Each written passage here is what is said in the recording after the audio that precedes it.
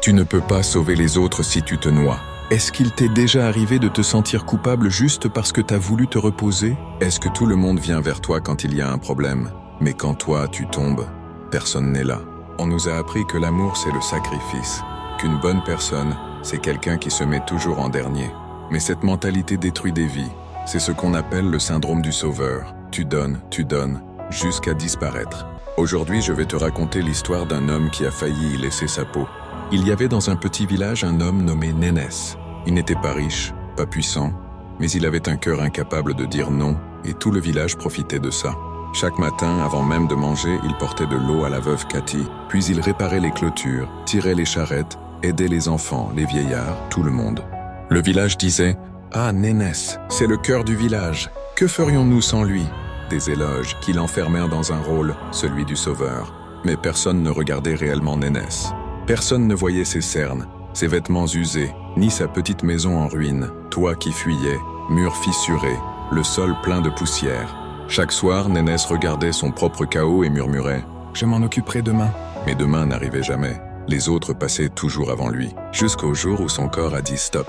Un soir, alors qu'il s'apprêtait à manger son premier repas de la journée, un garçon a déboulé. « Oncle Nénès, viens vite, le bœuf de mon père est tombé dans le ravin ». Nénès n'avait plus de force, mais par habitude, il s'est levé. Sous la pluie pendant 1 heure, il a tiré l'animal hors de la boue. Le village a applaudi, Nénès notre héros.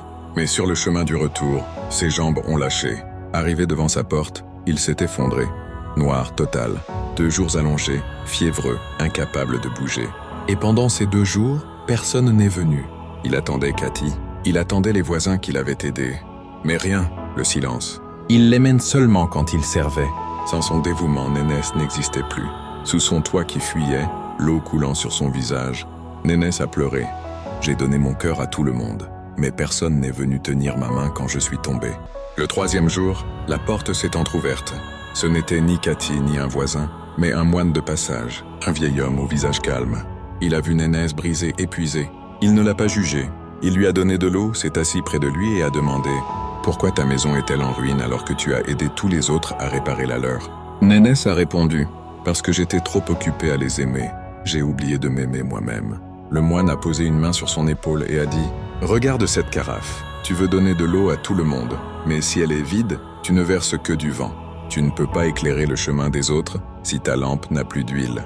S'aimer soi-même, ce n'est pas être égoïste, c'est se maintenir en vie. » Ces mots ont frappé Nénès comme une révélation. Le lendemain, Nénès s'est levé, faible mais lucide. Quand un voisin est venu lui demander de l'aide, Nénès a dit quelque chose qu'il n'avait jamais dit. « Non, aujourd'hui je dois réparer mon toit. » Le village a murmuré. Nénès a changé.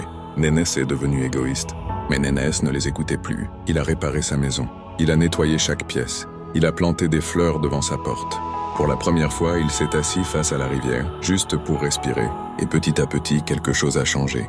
En le voyant se respecter lui-même, les autres ont commencé à le respecter aussi.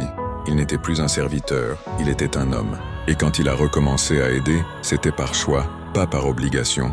Il donnait sans se perdre. Alors écoute bien, si tu te sens vide aujourd'hui, c'est peut-être parce que tu donnes ce que tu ne possèdes plus. Il n'y a aucune gloire à se détruire pour les autres. Prends soin de toi, répare ton toit, remplis ta coupe. Le monde n'a pas besoin de ton sacrifice.